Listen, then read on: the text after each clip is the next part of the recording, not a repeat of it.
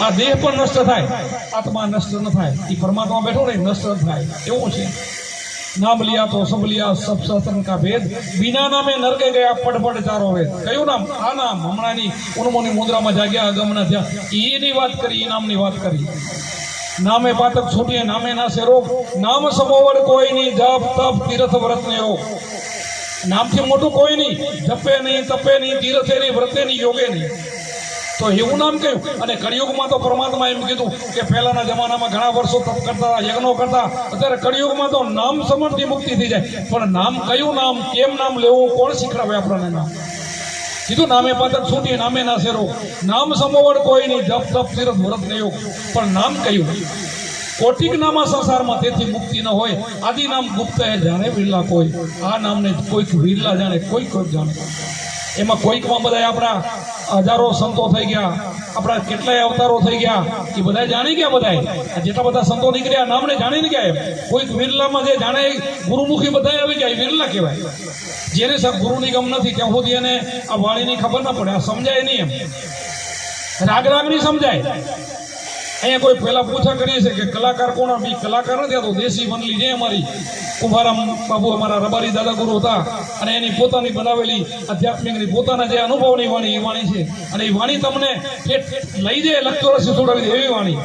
અને વાણી સમજે કોણ? કે ગુરુ ગોમારા સમજી શકે। જ્યાં સુધી એને આધ્યાત્મિક જ્ઞાન ન હોય, જ્યાં સુધી સદગુરુ અમારા કુંભારાભાઈ વાણી ગાય, સદગુરુનું સ્મરણ કરતા ધરતા હરિનું ધ્યાન, ધ્યાનમાંથી જ્ઞાન જાગ્યા, અંધારા માટે અજ્ઞાન, અંધારું અને અજ્ઞાન મટાડવું હોય તો સદગુરુ આપે ધ્યાન કરવું જોઈએ। શ્વાસ ઉશ્વાસે સમર્થા, આજે તમારી અંદર શ્વાસ આવે ને જાય, શ્વાસ ઉશ્વાસે સમર્થા જપતા અજંપા જા। અજંપા એટલે ઓઠે ના લે, જીભે ના લે, અજંપા કહેવાય। આને કોણ સમજાવે, કોણ કેમ ભજવું? એના માટે ગુરુ ચાવી છે, એના માટે ગુરુ જોઈએ। શ્વાસ ઉશ્વાસે સમર્થા જપતા અજંપા જાપ, જાપ જપતા ટાપ ટળિયા, ત્રણ ગુણો તાપ તોડ તળાને કે ત્રણેય ગુણમાં આખું જગત બને છે। રજો ગુણ, તમો ગુણ, સતો ગુણ, એક બ્રહ્માનો, એક વિષ્ણુનો અને શિવનો, ત્રણેય ગુણમાં, આ ત્રણ ગુણમાં જગત સપડાઈ રહ્યું છે। એનાથી અંદર જે ચોથી ભૂમિકા છે એનું ધ્યાન ધરવાનું સંતો કહે છે। આ ઊંની મુદ્રા અહીંયા ધ્યાનમાં લઈ જાય છે। આ ચોથો પદ અવિનાશ છે, એનો નાશ નથી થતો એવો છે। આપણો આત્મા છે ને અજર અમર અવિનાશી છે। અજન્મ એટલે જન્મતોય નથી, અમર એટલે મરતોય નથી, એવો જ આપણે ગીતાજીમાં લખેલું બધું છે। એને શસ્ત્ર કાપી ના હગે, એને પવન સૂકવી ના હગે, અગ્નિ બાળી ન શકે, એ બધું ઘણું આપણે ગીતાજીમાં લખી છે, લખેલું છે, આપણે વાંચીએ છીએ, પણ આપણને જાય છે બારોબાર, વાંચીએ છીએ પણ બારોબાર જાય છે। એમાં ગીતાજીએ કૃષ્ણને તું મને ભજ, મારા હામું જોઈને મારું ભજન કરે નથી કીધું, એમાં પણ ધ્યાન આપ્યું, કૃષ્ણ ભગવાન ધ્યાન આપ્યું છે। માટીનું ચોકઠું કરવું, એના ઉપર દર્ભ ડાબડો, એના ઉપર આસન, વાઘ ચરમા, એના ઉપર બેસવું, સીધું બેસવું, અને નાકના અગ્ર ભાગ ઉપર ધ્યાન કરવાનું કીધું છે। ગીતાજીમાં ગુરુનો શબ્દ છે, બસ ઉપરનો શબ્દ મૂકી દીધો, ગુરુની મર્યાદા છે।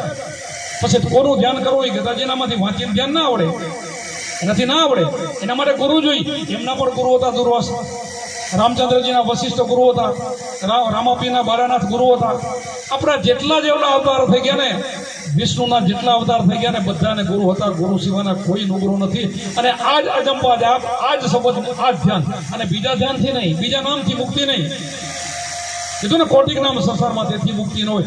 આદિ નામ ગુપ્ત જાણે વિરલા, જે પોતાના આત્મા સ્વરૂપ છે, પોતાનું જે સ્વરૂપ છે એને ઓળખી લે કે હું ક્યાંથી આવ્યો, ક્યાં છું, મારે ક્યાં જવાનું છે, હું શા માટે આવ્યો છું, એને ખબર હોવી જોઈએ। આપણે બધા જેટલા જીવો છે માતાની ઓદરમાં હતા ત્યારે પોકાર કર્યો પરમાત્મા, તું મને છોડું, તને ભજી, તને નહીં છોડું, તારું નામ ભજી। અને એ પછી બીજું ફરતું સડતું કરવા માંડ્યો, અંદર જે વાત થઈ ગઈ ને એને છોડી દીધું, બીજું થઈ ગયું।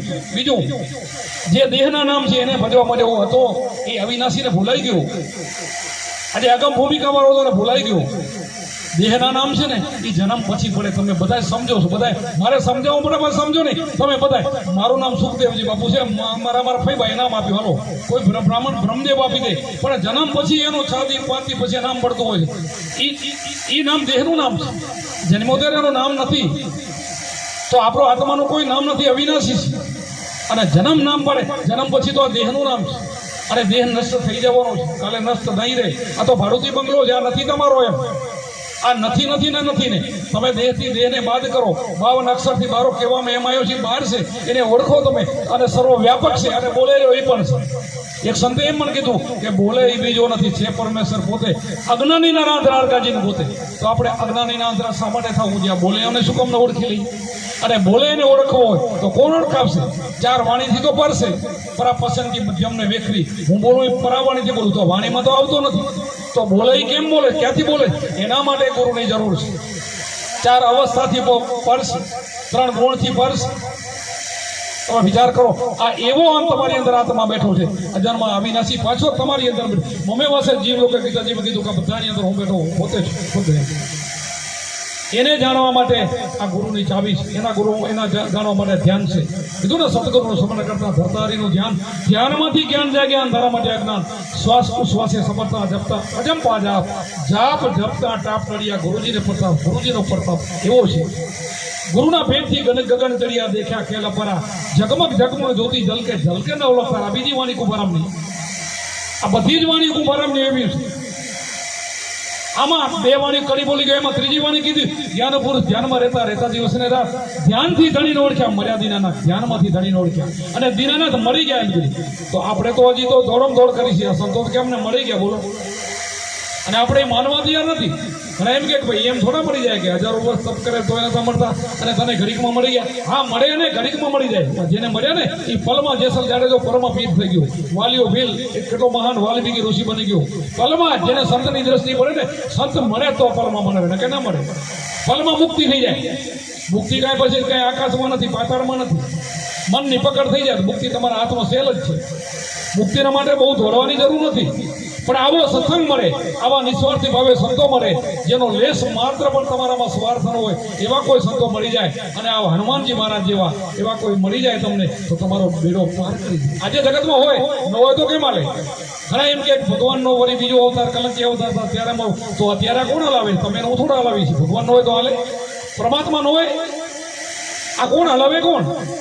પરમાત્મા મરતો નથી, જન્મતો નતો, અવિનાશી પરમાત્મા હોય જ.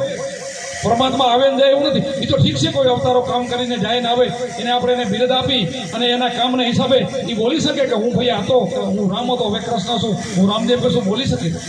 અમારા આ ત્રિકમ સાહેબ બોલી ગયા, ગરવા કરોડાના ઘરે અવતાર હતા, અને કીધું કે હું હનુમાનજીનો અવતાર છું. બોલ્યા બોલો.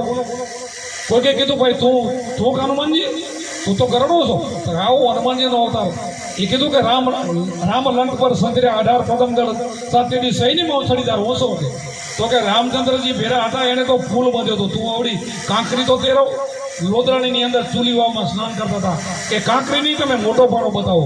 તો ઓલે કિલ્લા જેવો પાણો દીધો. કિલ્લા જેવો નહીં, મોટી ગદા પાણીની પડી હતી ને, 2-4 મણ 80 કિલોની, એ આમ હાથથી હલાવી દે, સામે કિનારા ઉપર સામે પડી. આજ પણ લોદરાણીમાં પડી છે. આ સંતોની ભૂમિકા છે. અને ભજન થાય ને ત્યારે ખબર પડે કે હું હનુમાનજીનો અવતાર છું. પહેલા નહીં, ગુરુ નથી કરે તો ના ખબર પડે.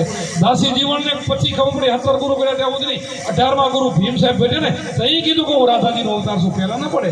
એમ તમે ને હું પણ ભજન કરીને તો 3 કાળની ખબર પડે. પછી તમને ખબર પડે કે હું ક્યાં હતો, ક્યાં છું, મારે ક્યાં જવું છે.